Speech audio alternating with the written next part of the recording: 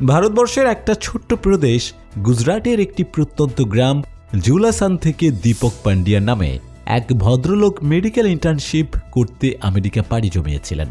Medical কলেজে পড়ার সময় পরিচয় হয়েছিল উরসুলুন বনি নামে একজন স্লোভান আমেরিকানের সঙ্গে। দীর্ঘদিনের প্রণয়ে একসময় 7 পাকে বাঁধা পড়েন দীপক পান্ডিয়া এবং উরসুলিন বনি। দীপক উরসুলিন দম্পতির 3টি ছেলে মেয়ে। 3 সন্তানের মধ্যে দ্বিতীয় সন্তান ছিলেন সুনিতা পান্ডিয়া।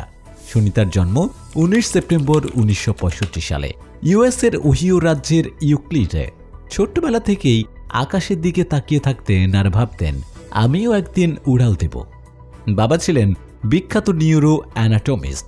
3 ভাই বোনের মধ্যে ভাই জে থমাস তার কর্মক্ষেত্রে বিশেষ খ্যাতি অর্জন করেছেন, আর ছোট বোন দিন আনন্দ নিউরোলজি নিয়ে পড়াশোনা করছেন।